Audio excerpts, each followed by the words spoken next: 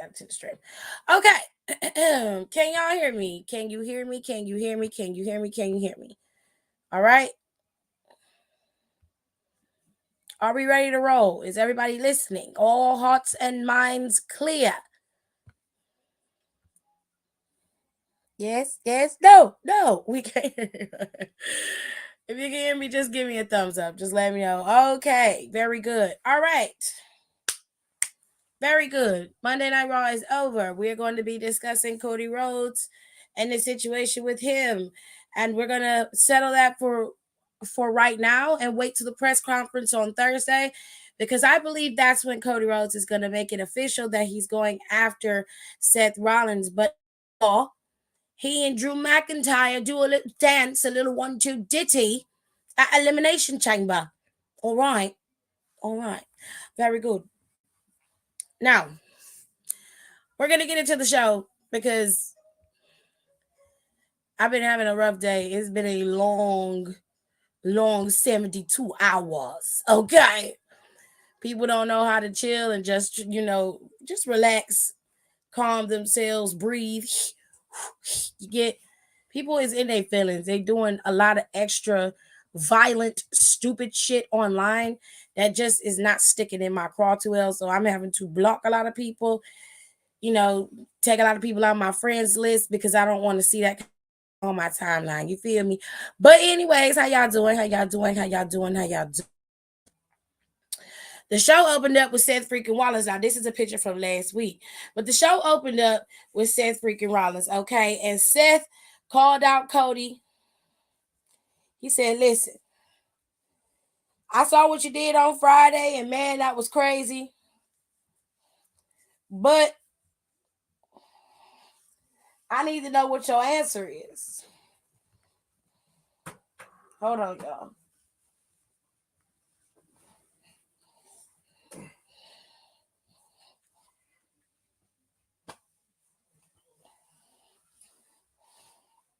Okay. He said, I need to know your answer. So, Cody, come on out here and tell me what's up. Cody Music Kid, he come out, everybody's, giving Cody all the love in the world. They booing Seth, being mad disrespectful to him. Anytime somebody mention the Rock name, they boo him. They show a picture or a vignette of the Rock, they boo him. And as soon as Seth is trying to talk, they mad disrespectful. They are cutting him off with the boos, talking about Rocky sucks. As soon as Seth starts talking to Cody, there's no way for Cody to get a word in edgewise because the crowd, his immediate reaction is to just boo and be chanting, "We want Cody." It's just, it's so unnerving to watch because not only does it marginalize and undermine Cody, it disrespects Seth wholeheartedly. And I don't like it. And y'all dead ass wrong for that. I don't care what nobody say. Y'all could be in the comments in your feelings talking about some Cody deserved better than this. He deserved better than that. Well, so do Seth if we're being fair. Now, don't get me wrong. I love Homelander, okay? I always have and I always will. But never in the day would I ever disrespect Seth freaking Rollins and what he's been able to do given the circumstances that he's been put under. Not only was he working injured, but the man was defending that title at every chance he got on two different brands from NXT to Raw. He was defending that championship. It was seen. He was seen. Seth was everywhere. And he did everything in his power to build that title up. And for y'all fans to disrespect that man like that on national TV, you need to have your ass whooped. Your mamas and daddies need to whoop your ass. Cause you disrespected him. And I ain't gonna never forget that, St. Louis. I ain't gonna never forget that shit. Y'all ain't right. You dead ass wrong.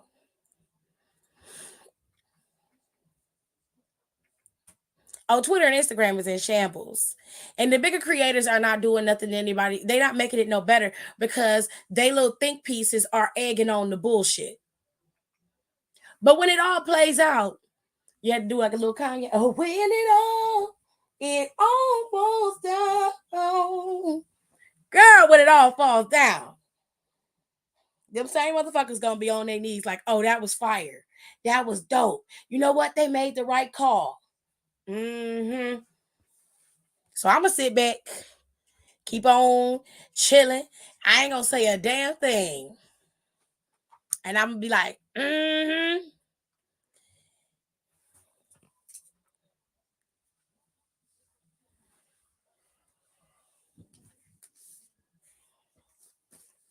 Wait a minute. When did Sammy take an opportunity from Cody? I mean, when did Cody take an opportunity from Sammy? I'm gonna get started. But as they were talking and having their conversation between the two of them, Drew came out there to interrupt. Of course, Drew doubled down on the fact that Cody should go back and pick Roman and finish his story. But that was only because he wants Seth to be left open for him. So,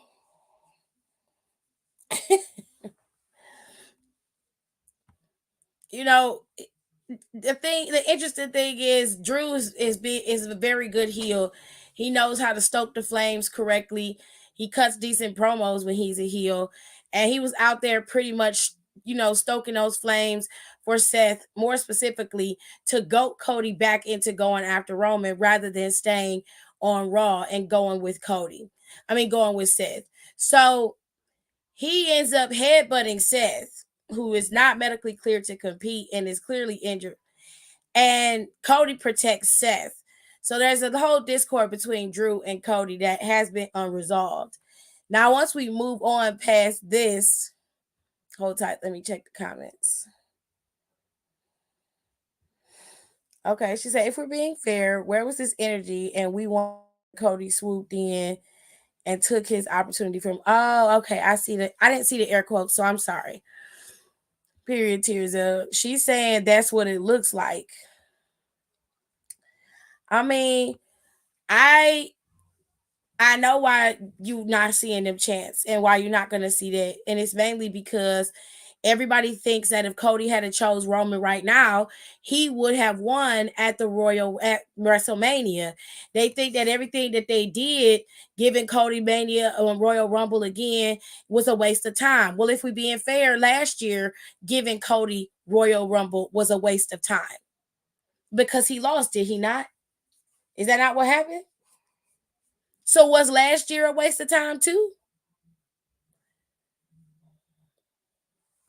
And I think we was on live, and I don't know who said it on live. I think it was Tirza that was talking about it. And then there was a couple people in the comments, and Nicole has said it before too. But they were saying that while, yeah, Cody's gonna get the superhero welcome, and he has, the situation with Cody not getting it right out the gate is very similar to his father's rise and how he had to claw and fight to get the opportunity that never really came to fruition because they ended up taking the title from him. And like I said on live when we was on Instagram, when if you measure your success by how quickly you get it, then you obviously have never experienced success, and you don't know that life is a winding road. You may get to the pinnacle of what you think is the end, and when you finally get there, it very easily can be snatched from your hands. Not to mention, so before I go to the rest of this show, we're gonna did this right now. Not to mention, there's a storyline that is right here in front of us that's developing, but y'all two got your heads too far up your ass to see it. I told y'all on live this past weekend that Cody Rhodes made it very clear that he wasn't just going after that championship, that he was going after everything that Roman claimed he owns. He wanted to take everything from him.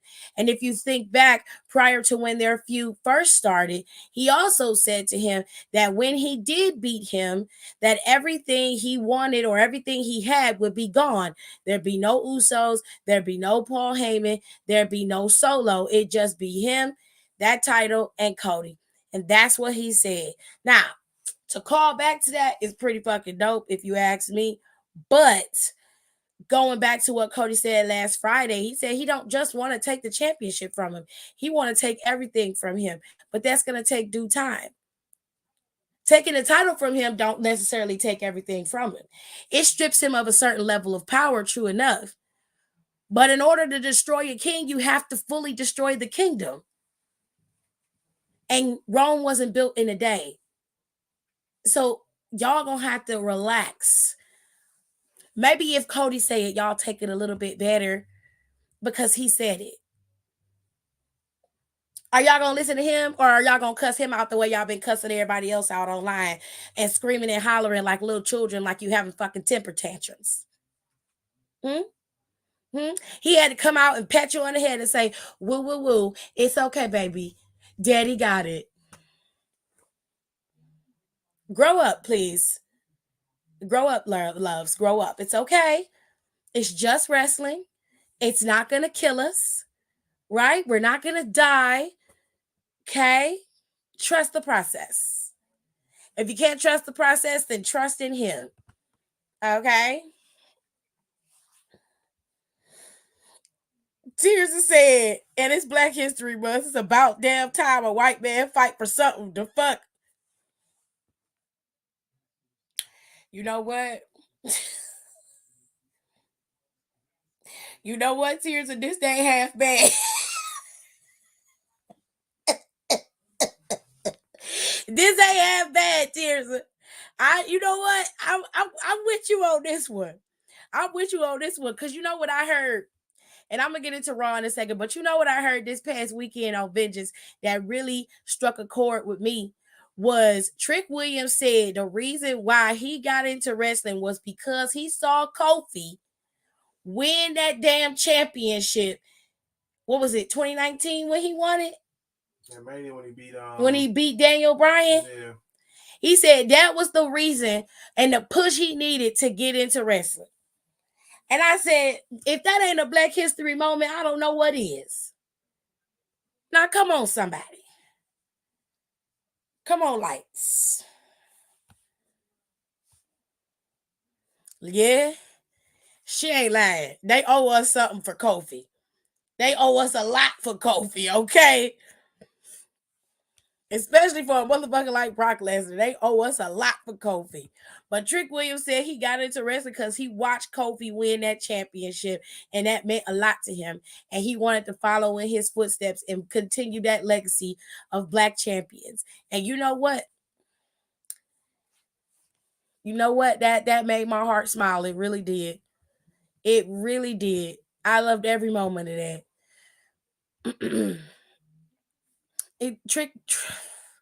Don't cry for him, Nicole, because I see what Shawn Michaels doing. Again, a lot of people was upset about Vengeance Day too, but those of us who saw it coming was already prepared. I see where this is going. Not only is Trick gonna be champion before this year is out, because I think Ilya Dragunov gonna end up dropping that championship to Carmelo again.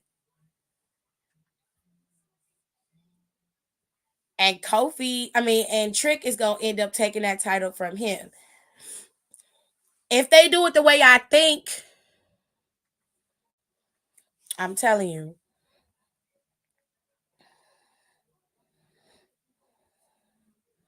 She said we want reparations for Kofi, girl.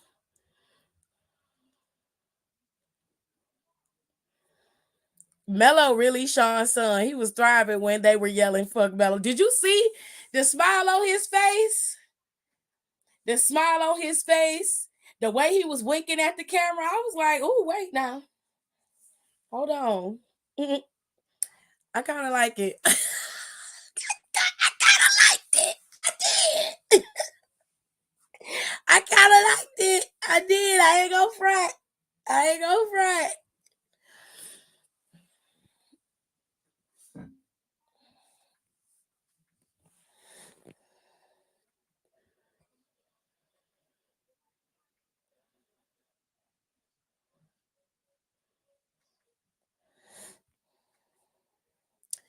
I was like, oh, you really want to shine sons. Oh, yeah, babes.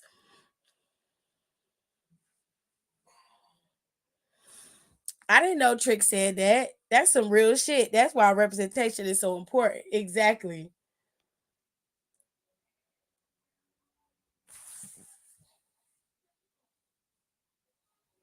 outscored 40 to 18 in the fourth quarter. They're 1-4 since Doc took over. This is no good. I almost sent him a picture of the cat. Not the pussy. She said, but I ain't no Michelle McCool.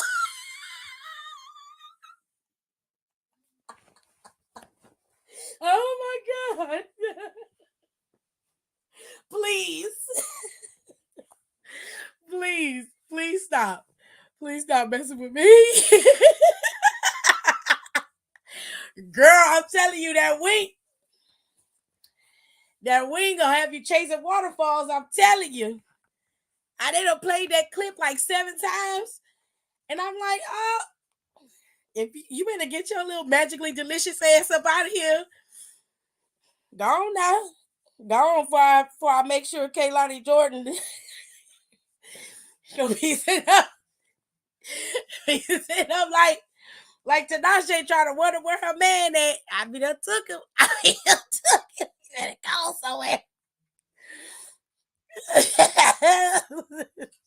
She said, what I look like trying to share a man? Wait, she was saying a pussy pic? No, Michelle McCool was sharing Undertaker with his wife before him and his wife got a divorce.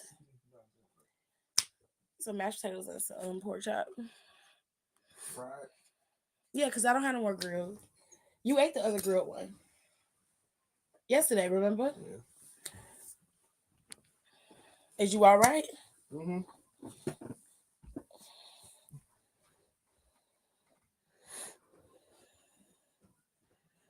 Facts. We all knew Mello was turning on Trick, and I agree. I see that happening for our boy Trick Williams. I see it happen too. I think Stand and Deliver is gonna be his night. Wait, what? Yes. Yes, Michelle McCool was messing with Undertaker before he got a divorce from his wife Sarah. You didn't know that? Tears, I know you knew that.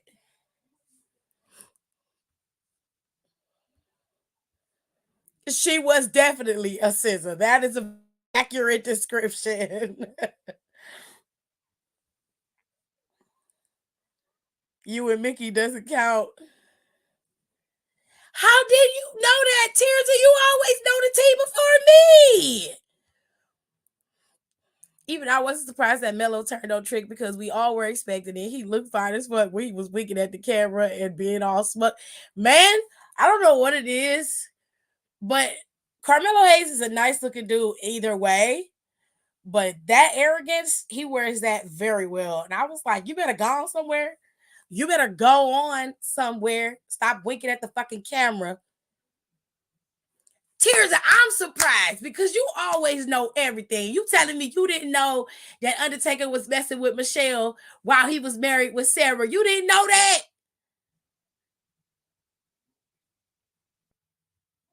If I knew, you know it's a problem because I'm the last one in the group to know everything. It was that lady's husband. Facts. She said, girl, that tea is old. It's old, cold, and got mold growing on top of it. Okay.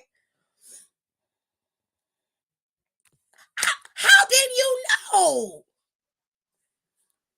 Oh my God. I'm surprised. I really am. I thought you knew that.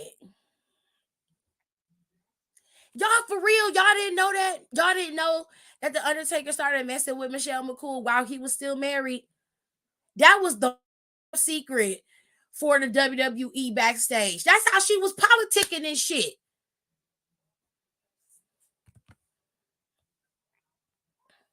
What? Y'all be serious. Y'all can't be serious. Y'all can't be. Y'all can't be serious. Y'all can't be.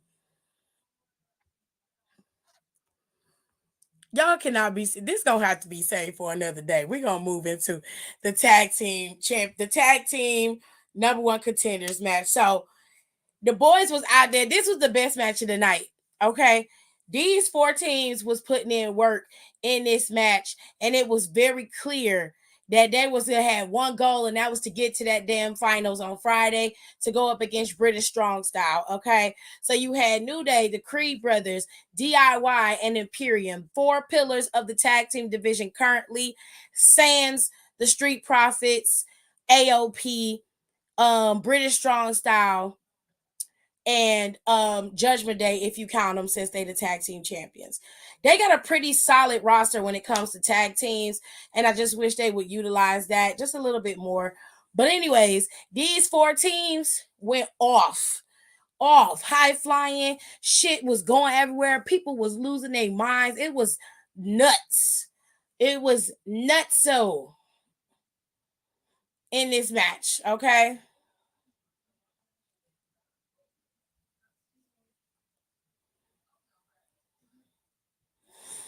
It was nuts. Hold on, y'all. Give me 1 second.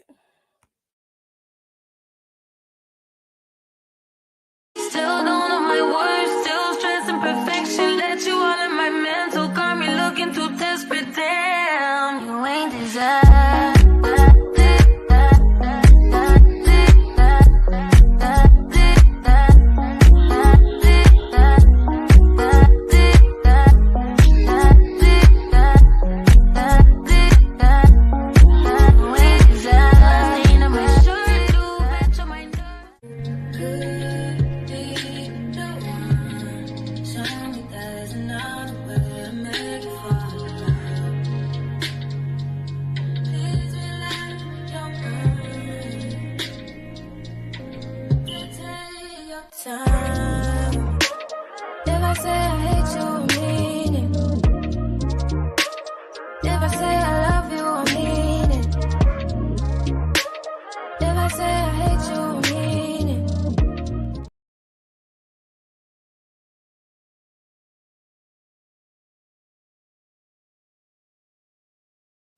So in this match, we had a lot going on, but Imperium and New Day had their own shit going, and they was fighting each other.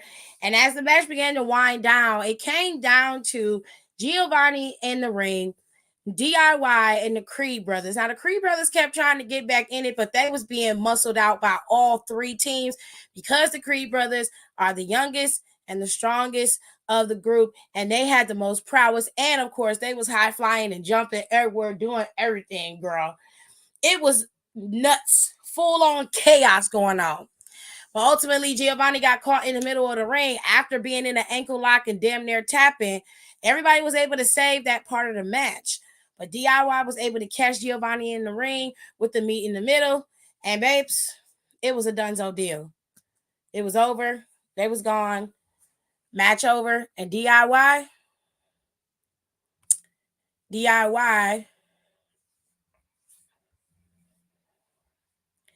they are going to the finals.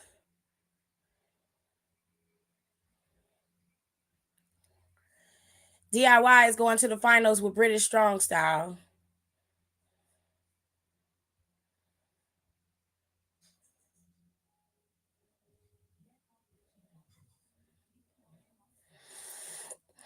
Hold tight.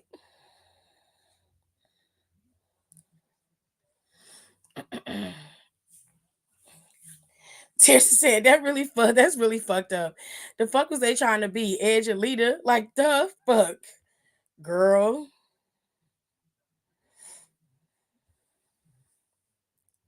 They leveled it a little bit more than Edge and Lita. I don't know. That's one of the many reasons I ain't never liked that lady, but that happened, babe. That definitely happened. Anyways, so DIY won the match. They were able to win with the meet in the middle and go over to SmackDown this Friday.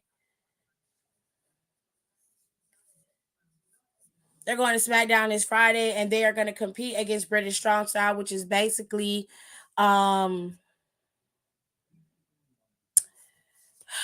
this show is distracting me. Let me turn this off. Which is basically Pete Dunne and Tyler Bate. They're going to compete for their opportunity to go up against Judgment Day. I believe this is at Elimination Chamber. I want to say they're going to be competing at Elimination Chamber, but I'm not 100% sure of that, so I can't go 100% 10 toes down on it. No wonder Maria is still so fucking mad. Oh, girl. I want them to spill the tea on the girls so bad because a lot of the dark side of the ring's been focusing on just the men and their misgivings. And it's about time you start exposing these bitches too. I'm just saying. Now, moving to Gunter. Later on in the night, Gunter was celebrating his 600 days, which to me, I thought was interesting, but it was also a way to introduce a new competitor to go up against Gunter. Okay. And that new competitor was none other than our favorite resident Uso, Jay Uso. Okay. Now, I told y'all a while ago that Jay Uso should have been the next one to go after Gunther. Okay. Now, if they play their cards right, okay, if they play their cards right, they can have Gunther drop his title at Elimination Chamber or drop it at WrestleMania, whichever works for them. They can still work their way to Jimmy and Jay fighting, but it doesn't have to be a Mania moment. It could be at SummerSlam. It could be anywhere, but it doesn't have to be at WrestleMania. I think they should give Jay his space a little bit longer and let him compete for that title and have a decent title reign before he has this battle with his brother. But this celebration broke down once Jey Uso came out there and challenged Gunther for the title, to which Gunther accepted. And of course, he pseudo accepted. And of course, the New Day came out there to back Jey Uso up. So next week is going to be a 6-man tag with Gunther and Imperium in tow and New Day and Jey Uso facing off on each other. Now, there was a lot of mid-carding going on with the matches, okay? Okay, because there's a lot of bitches that was fucking around and that was fucking and sucking for TV time and championships, period. I don't think Gunther can go to Australia. Why can't he?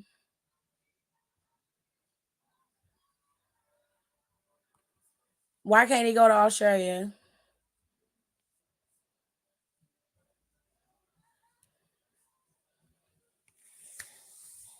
I'm gonna wait till y'all let me know why he can't go.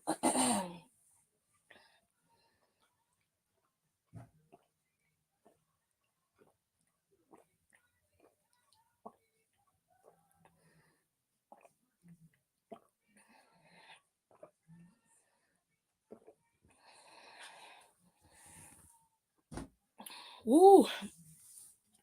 Sorry, y'all. I was thirsty. Excuse me.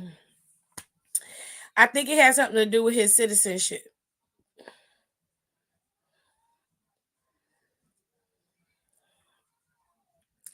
Where did you get your information from? I'm not discrediting it. I want to understand where you're getting it from, because as long as I've been watching Gunther on TV, I haven't heard anything was wrong with his citizenship.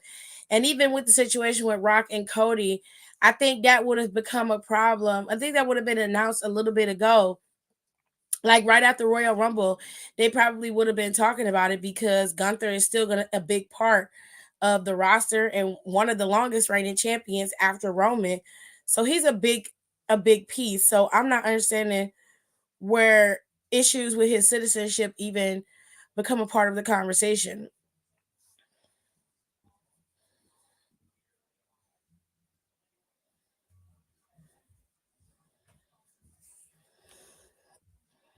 What clause? He got a clause in his contract?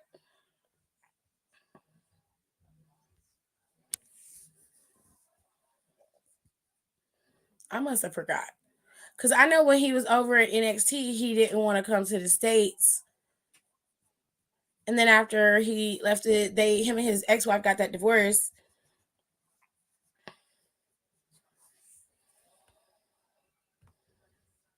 After you become a citizen, there's a time period you cannot leave the States. Gunther been a citizen for a while, right? Well, how long has Gunther been a citizen? Because I thought he was still on a work visa.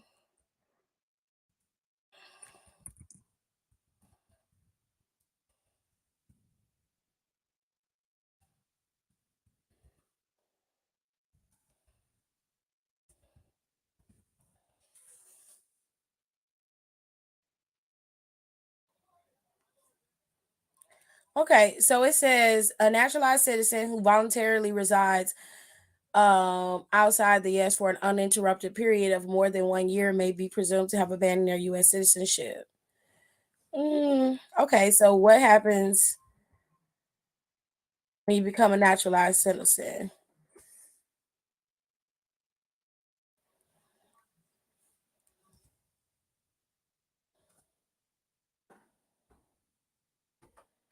Okay, so it says here on Google, as long as he got his US passport, he can travel abroad.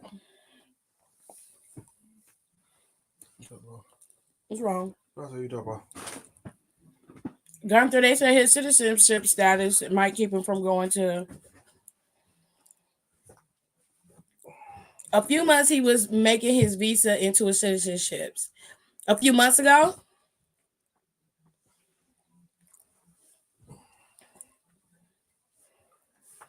he has to wait 6 months until he can leave. That's not what this says.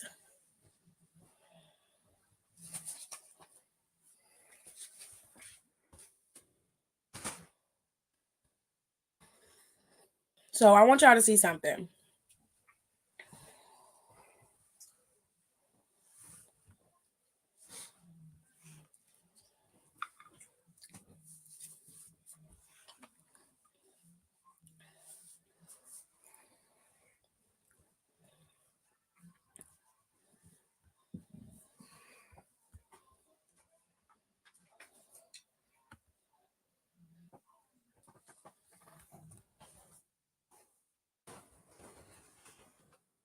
Yeah.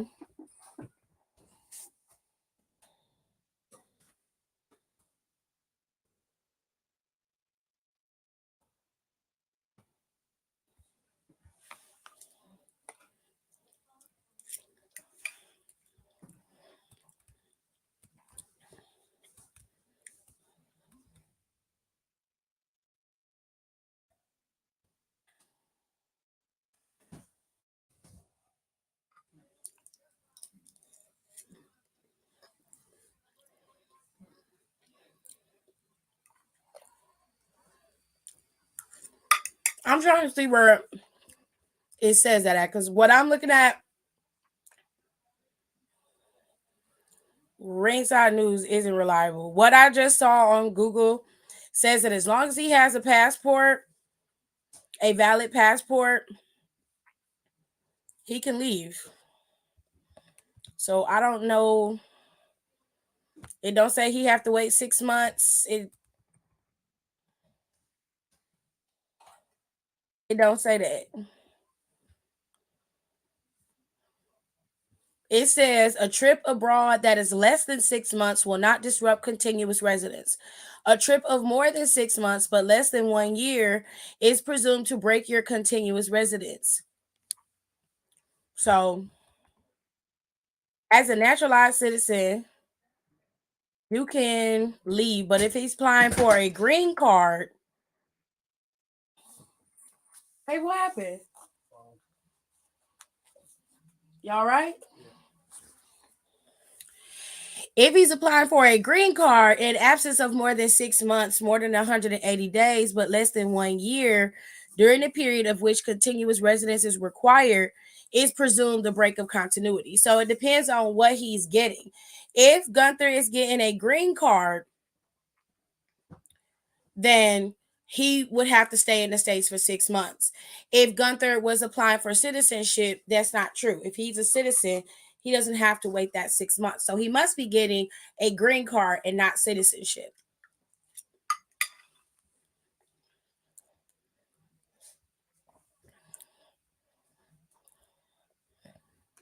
Yes. If he has citizenship, he should be able to travel outside the US freely.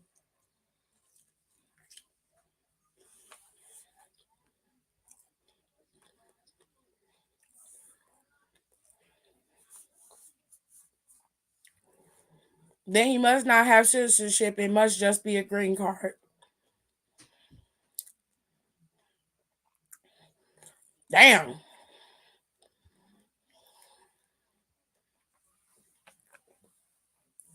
So I guess that'll be happening at WrestleMania since y'all say Gunther can't travel outside the US. JD went up against Miz.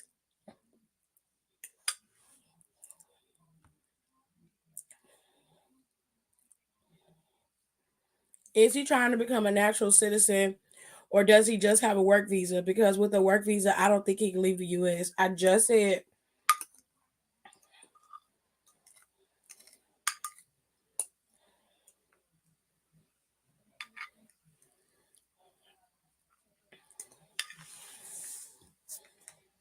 if y'all are saying he can't leave the States, then it must have something to do with his with a work visa or green card. If he has citizenship, he does not have to leave the States. I mean, he does not have to do all of that. All he has to do is have a passport and he can go. So it must be that he's either has a green card or he has a green card or he has a work visa and that work visa is prohibiting him from leaving the States. That's the only way possible. But it's interesting because he'll be ready to go in time for Bash at Berlin though. So there's that. Anywhoosies, JD McDonough. By the way, hello to you, Daniel. How are you? JD McDonough went up against the Miz today, and this was a funny segment. So backstage, R-Truth did not get the memo last week from that ass whooping.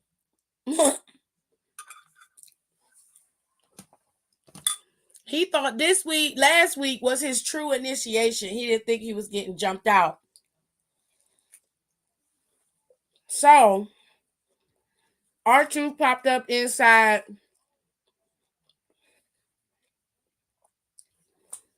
the little dugout where they little clubhouse. And fam, they left him in there. They tired of dealing with him. They was like, Damien, you need to deal with this. Damien was like, fuck it, stay in here. I don't care. They left him in there. He came up with an idea for the rest of the t-shirts. And during JD and Miz's match, was in the crowd giving them away and selling them. Came on the apron and gave JD a wad of money. JD ended up getting taken out by Miz with his finisher. Game over. Murder, She Wrote. That was it. JD lost. There was a whole bunch of antics in that match, and I really encourage you to watch it. If you can't watch it, check out the clips on YouTube. It's a good laugh. Now, prior to that, Drew McIntyre got fined for attacking Seth Rollins, and he's injured. So he's been fined. Adam's trying to maintain control, but Rhea ain't trying to hear that shit. Rhea went out there and was like, because prior to this, Becky qualified against Shayna to go into the Elimination Chamber. And Rhea came out there and was like, bitch, I don't give a fuck about none of that. Okay? I want that bitch Nia Jax to come out here so I can whoop her ass. Adam was the one who came out interrupting, like, if you want Nia, that's fine. But I got you. I'm trying to keep some order. You and Nia can battle this out at Elimination Chamber. Rhea was like, cool. Here come Nia Jax's ass. Storming down there. Child, them heifers got to fighting. Adam got knocked off the apron twice. He calling for security. Security barely make it out there. The security is half Rhea and Nia Jax size. Child, they getting their ass whooped. Rhea finally got the drop on Nia, was piecing her with all types of 2 pieces and a biscuit. But when Nia got that opening from them security guards, it was Murder, She Wrote. You understand me? That lady got smashed in the corner. Nia stood on them second ropes and squashed that hoe again. Child, I'm not finna lie to you. It was satisfying in a motherfucker, okay? Nah, because Rhea been having this shit coming. Now, I ain't saying she gonna lose her title to Nia, but she damn sure finna suffer a few ass whoopings. That woman been terrorizing that women's division for weeks. And motherfuckers is tired. But Rhea got her ass whooped today. And last week.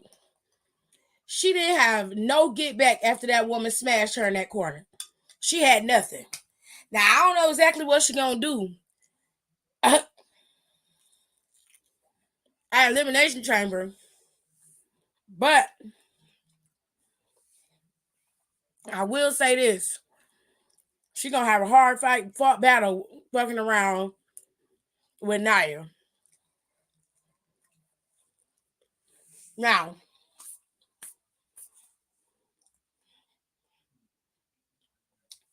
Zoe was watching Shayna's match backstage. And they cut the clip to Rhea. Then they cut backstage to Liv Morgan.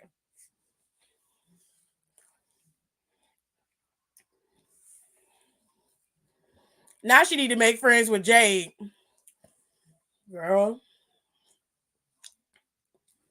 Because Jade didn't have them problems. Ooh. I'm just calling it like I see it. Anyway, girl, Liv Morgan was backstage. And Liv said, Shayna Baszler is amazing. Becky Lynch is great. But none of these girls, basically, she's like, none of these girls got it. And I got it. I don't want to talk about them. I'm going to get my revenge.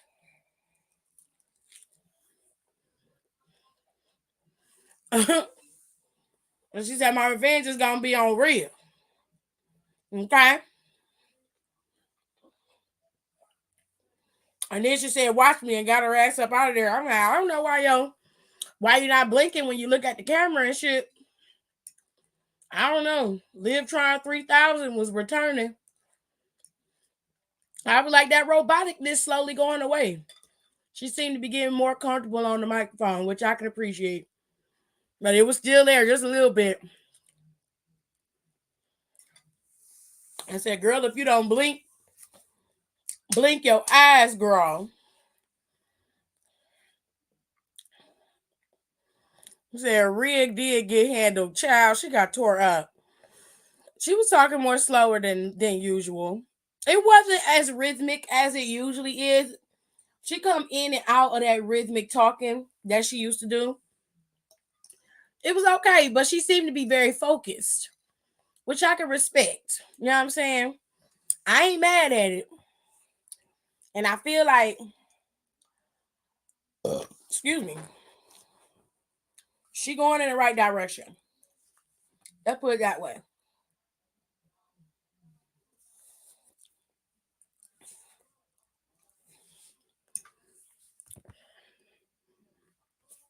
She trying. She trying, Donnie. We ain't gonna be hard on her too much. Now, we had a couple filler matches in here with Valhalla and Ivar winning against Alpha Academy. I don't really understand the point. Ivar and them done beat Maxine and them so many different ways. There's no point in this. I forgot about Alpha Academy as a tag team. Totally forgot about them.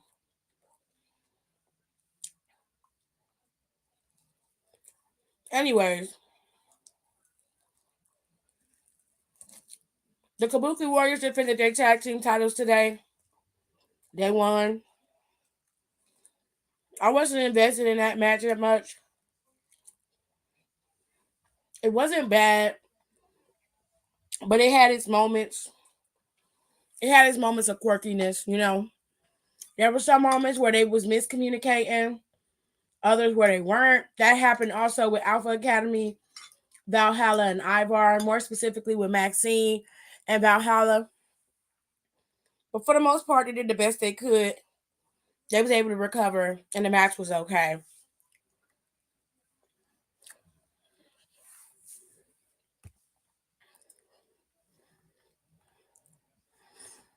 Maxine needs work. I like her. She's a cute girl, but her in-ring work is very sloppy and needs to be cleaned up.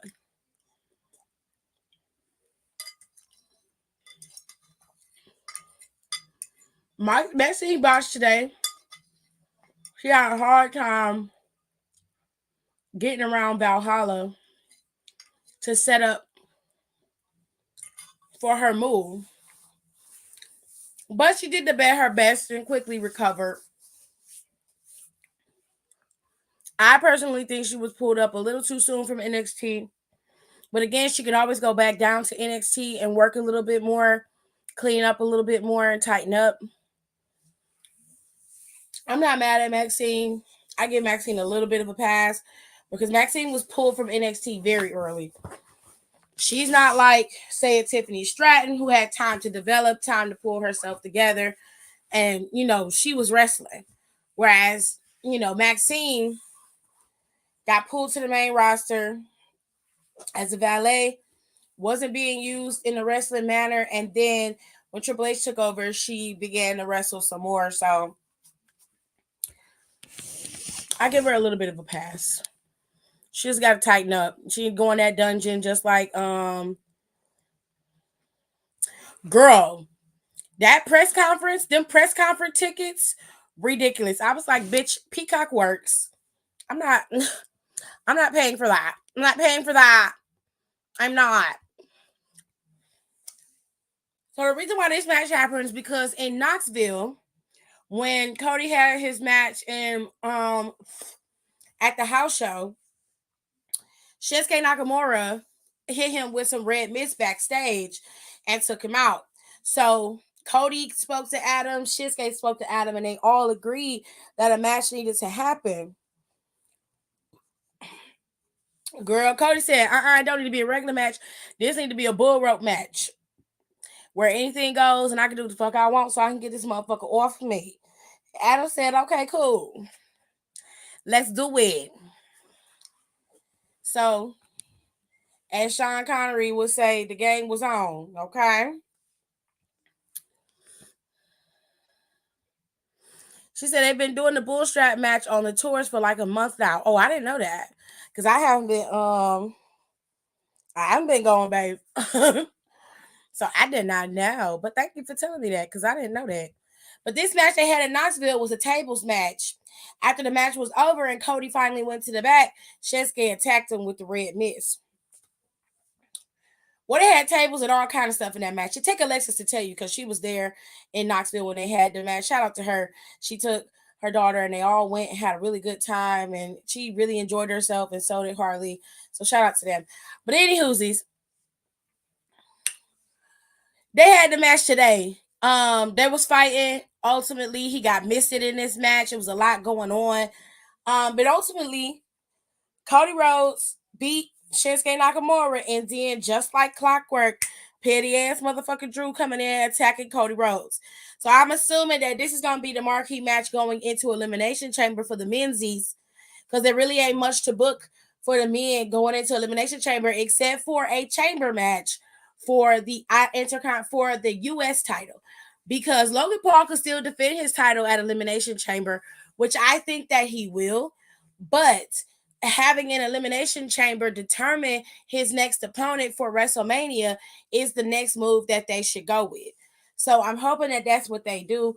I don't think Elimination Chamber should be a massive show. Rhea Ripley is probably going to be the one to close out the show with Nia Jax. They're going to have Cody on the card, which is going to be a draw. They need to have Logan Paul on the card with Kevin, run that shit back again. And then you've got the determining factor of the Elimination Chamber for the men and the women. That should be plenty for this match. You don't need nothing else. The Kabuki Warriors just defended their titles on Raw. They don't need to defend him again until Mania, if possible. So you got a lot of wiggle room here. We got a whole month of March to work with before we hit WrestleMania. Okay, so it's gonna be very interesting. But that was the end of Monday Night Raw. I don't think I missed anything. Did I miss anything? Did I cover everything? I already talked about Drew. I already talked about Gunther and Jey Uso being sick on each other. I already talked about Rhea, which was the best part of the show, if I'm being fair. But yeah, we talked about all of that. So that was Monday Night Raw. It was a fairly simple show. A lot was going on because people are still in their feelings and still high key emotional. But I'm going to continue to remind y'all of what Cody said. Okay, Cody said, I appreciate the passion. God bless y'all, but y'all got to trust me. The question is, do you trust him? He ain't asking me, he asking y'all. That's we asking. Now, tomorrow, baby, when I tell you, like I told y'all earlier, Trick Williams, I love Trick Williams. Trick Williams is my guy. I ain't gonna lie to you. I ain't never lied to you. That man, I was giving that man every bit of the smoke when he brought his big ass in there, but he tightened up, straightened up, and cleaned up. And now he is one of the most over NXT superstars in that company. Okay. And Carmelo Hayes, he don't like that shit. He like, you supposed to be on my coattails. You supposed to be behind me 2 steps, nigga. I ain't nobody's sidekick. I ain't nobody's follower. You supposed to be behind me. When I tell y'all homeboy was walking and he had a new swag, you know what I'm saying? With his pimp shoes on and his jeans and his body was looking right. And then he looked at the camera and he winked. I'm like, I see why Kay Lordy be fucking with you. I see why she be messing with you. I see why she like you. I'm like, ooh, you nasty. I see it. I was like, you keep winking at that camera, boy. I'll give you something to wink about. Okay, stop playing with me. You better go somewhere when you end up with a little Carmelo running around here. Go on now. I was like, oh, he wear arrogance very well. Okay. Did you see Becky's IG post of her daughter training her? Yes. Yes, I saw it. So tomorrow night, Carmelo is going to address the NXT WWE universe about his actions against his former friend turned foe, Trick Williams. Everybody wants to know why Carmelo attacked him. It's fairly simple why he attacked him. Because he was in the way. He got a little too big for his britches. He thought that he was the man and that he was taking over. Well, baby, it don't work like that. It don't work like that. You were my sidekick. And you think you're going to overtake me? You think you're going to outwork me? Nah. Nah, we ain't finna go down like that. We ain't finna go down like that. So, baby, I'm willing to hear him out. I'm willing to hear homeboy out. As long as he look at the camera like he looked at it last Sunday, I'm willing to hear him out. I am. I really am. I really am. I'm willing to hear him out as long as he give me that look in the camera. You want Kenzie camera now. But I will tell y'all what's going to be happening on NXT. Just give me 1 second.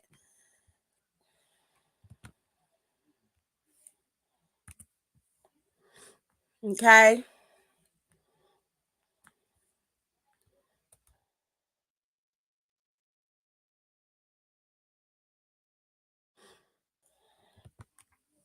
Hold on.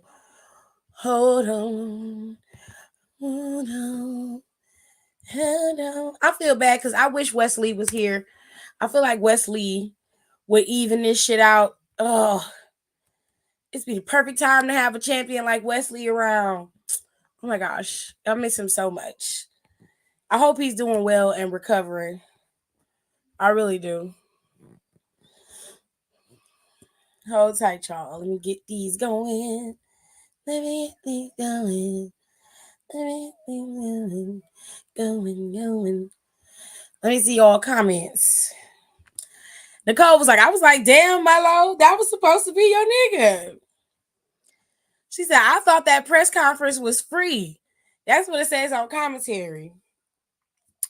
Well, when you go on WWE's website and you look at the press conference on their website, the press conference, they have tickets they're selling for that press conference. The tickets start at $500. It's $2,500 for the backstage stuff. If you want to get backstage and then be a part of the cocktail hour that they have, it costs $2,500 for that. I don't know what the $500 was for, but the $2,500 you get the cocktail hour, you get a signed belt from Cody, you get to sit up front, so you get preferential seating. You get to sit up front, right in front of where the stage is. Hold on.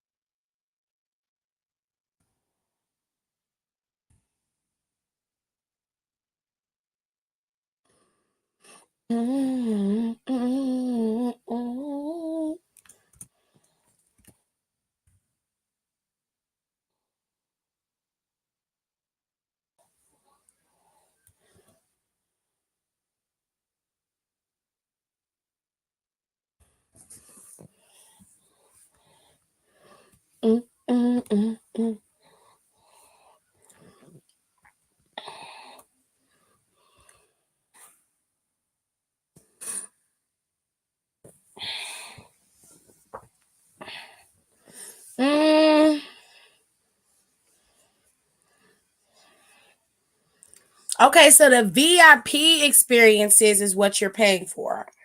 So those are available for location. So it says the VIP packages. Let me see if I can show you. She said, I heard about the cocktail hour, but I thought that was something for Mania. Nah, that's actually for the kickoff. So hold on. Hold up. Wait. You are the brothers, thank you so. Take a seat.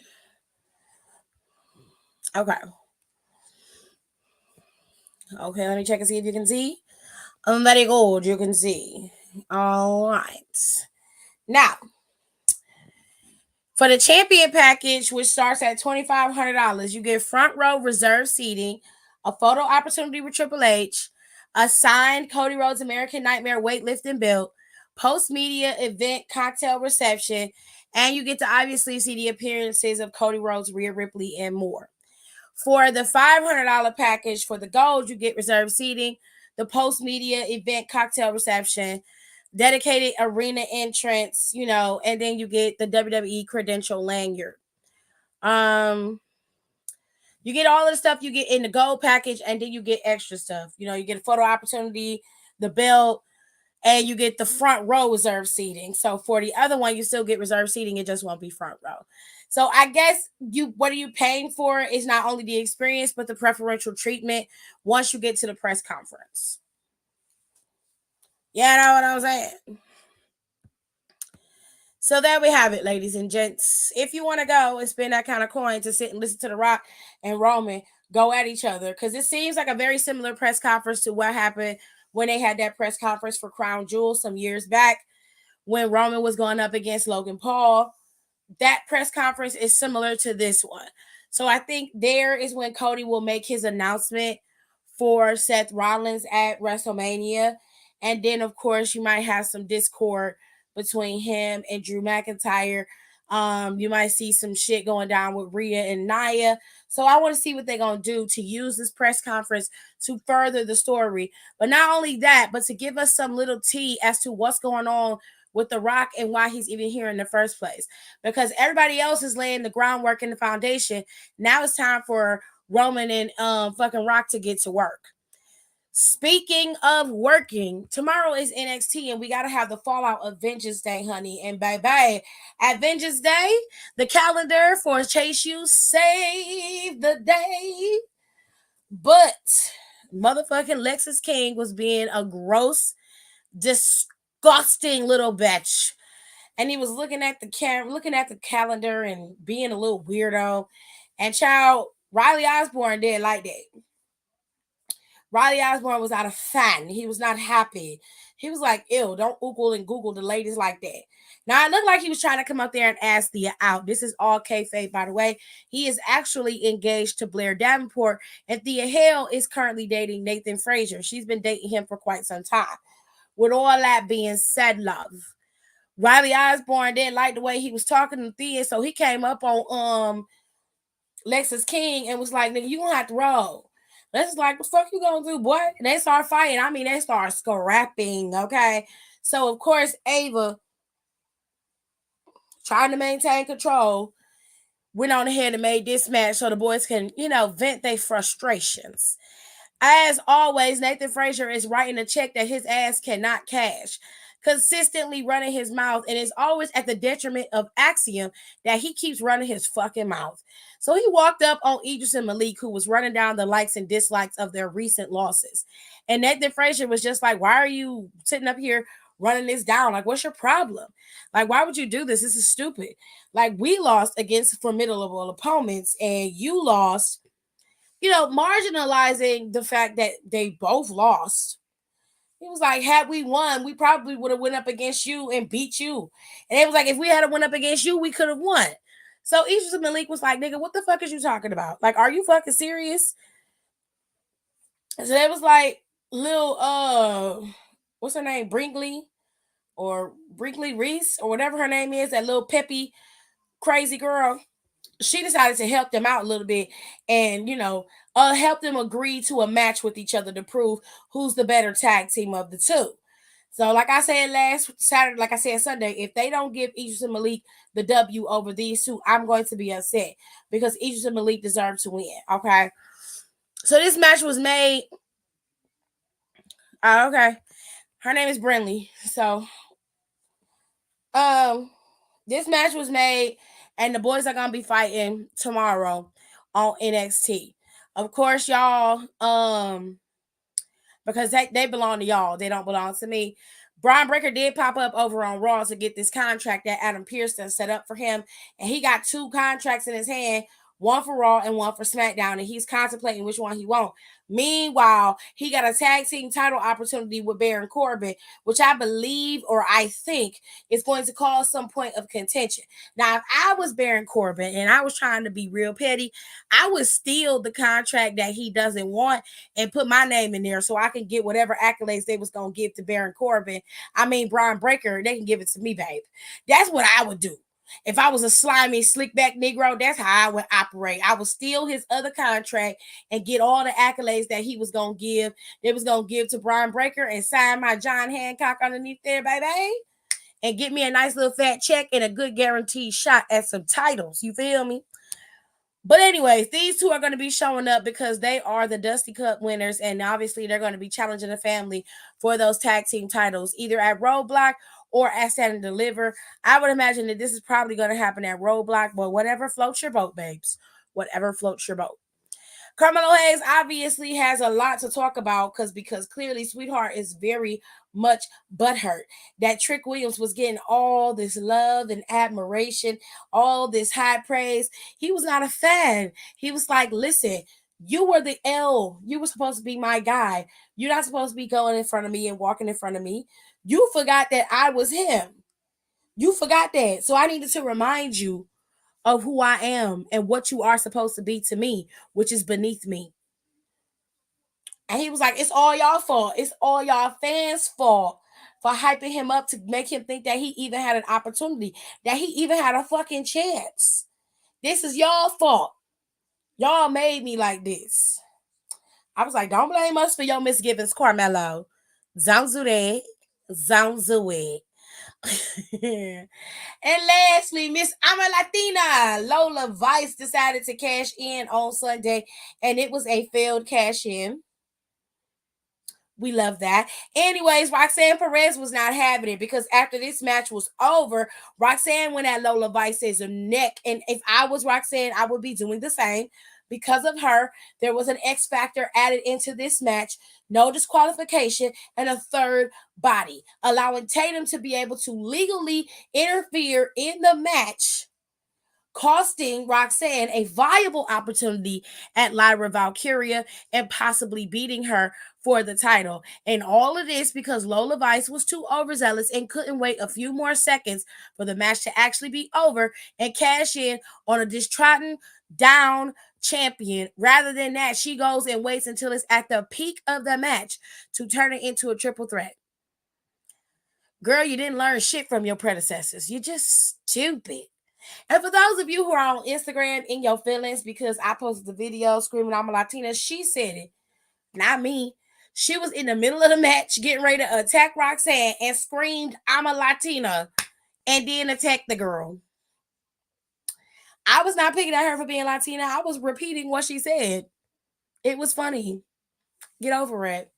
And that, ladies and gentlemen, is supposed to be NXT, which I'm sure we'll get some other stuff like Lash and Fallon probably still going to be fighting it out with Ren and Jakara.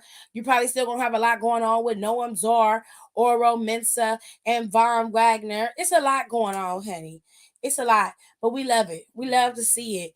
I can't wait to see what they're going to do. I'm very interested in listening to what Carmelo Hayes is going to be talking about. And maybe Big Book could be back on the show because he missed Trick Williams' big debut or his big time in Vengeance Day. So he wasn't there. They had Wade Barrett there, and Wade Barrett did the best he could.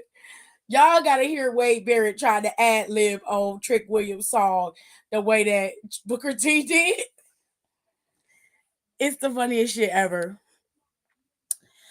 All right, y'all, and that's it. That's all I got. I ain't got no more, but this weekend, well, this Wednesday, I'm going to be on the Get Your podcast. We're going to be talking and vibing and having a good old time. So make sure y'all run over there and listen to the pod, and I'll let y'all know when it goes up. I got to record with the girls this week for Down for the Count. But Down for the Count has a couple of episodes up you should definitely go and listen to. All right.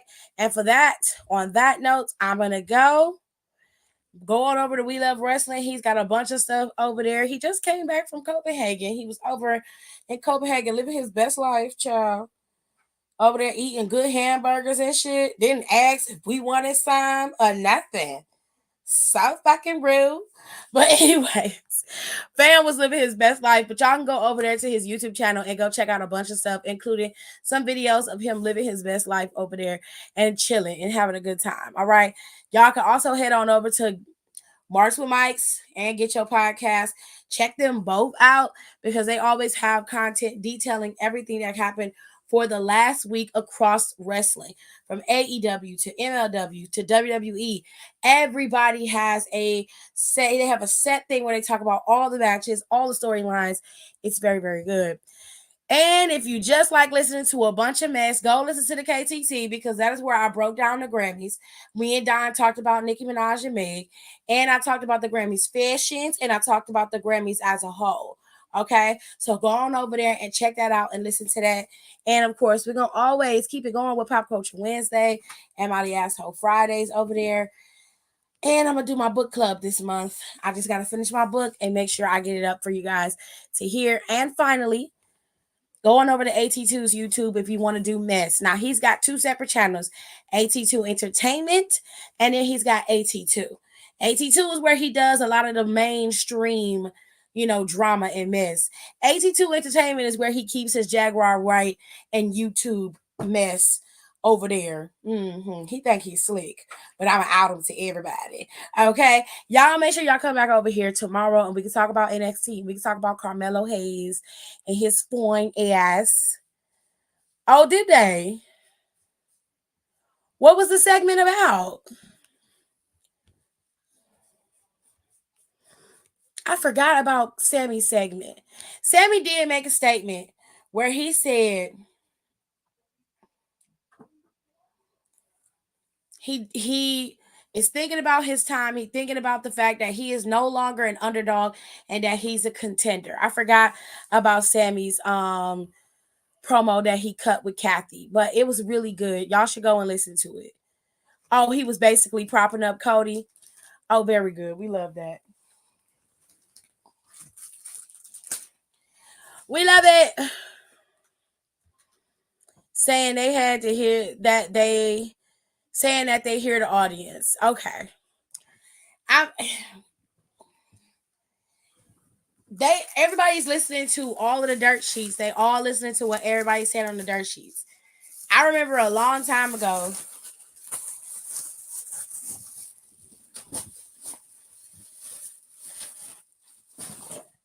Let me put it this way.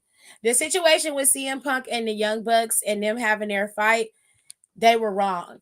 They detailed that fight and they were wrong about the details. The Young Bucks came out and disputed the details, as did some of the other people who were actually backstage. They said the details were incorrect that were being reported. And yet everybody still reported it and went with it as if it was the gospel. The other reports about what happened with CM Punk backstage with Jack Perry, the reports about that, miscommunication about the reports. Every time you heard something, it was something new being added or taken away. Nobody had any clear or definitive information. You got all different types of reports coming out, and all of them are regurgitating the same thing. And usually they are quoting Wrestling Observer as their point. Now, what I saw from Fightful Select and Raj Giri is that they had 3 or 4 people that they talked to backstage, and a lot of them don't really have clear, definitive information. But the information that they got, they said that they was cleared by those people that work for WWE that what is happening is true, and that rock politics to get there. I'm gonna say this and then I'm gonna be done with it. If The Rock had to politic to get his way into a match, then why was it mentioned from the very time that Roman Reigns became champion that Rock versus Roman was going to happen if The Rock had enough time to clear? The blogs and the dirt sheets themselves were the ones running the what if scenarios about The Rock every fucking year. The closer it got to Mania, his name would come up. If all he had to do was walk into Vince McMahon's door, sans the allegations, and say, hey, my schedule is clear, would he have not gotten that match booked? Somebody in the comments, let me know. If he had the time prior to now, especially last year with Mania Hollywood going the way that it went, you think that WWE would have went with Cody winning the Royal Rumble and not giving The Rock that opportunity because he wasn't on the board then? And that would have they would have had so much money flowing through there just from that match alone. Thank you. Thank you. Some of y'all have to think. Now, I'm not saying that it's entirely wrong, but I don't think that he just walked in and was like, yeah, y'all got to give me this match at WrestleMania. I'm on the board now, so give me this match. Nah, I don't think it's like that. I think that Rock was like, look, we need to get this out the way. And there's a way that we can make this work out in everybody's favor. And now you got all these situations. CM Punk is down. After Mania, Seth is gonna be down. You got so many people gone. Who's gonna man the ship? You want Drew McIntyre to man the ship? Drew McIntyre is the way they should have went with WrestleMania. Now, don't get me wrong. Gunther is a marquee guy. He's a top billing guy. True enough. But Gunther having that championship and forcing him to drop it right before Mania, just so you can go and have a match with Seth that has no meaning, has nothing backing it, and then Gunther would just be ushered in as champion. Gunther deserved better than that. He deserved better than that. And you can actually build something with that man. And he deserved better than to just drop his fucking title out the blue with no warning, all because your people went down. Like, that's not fair.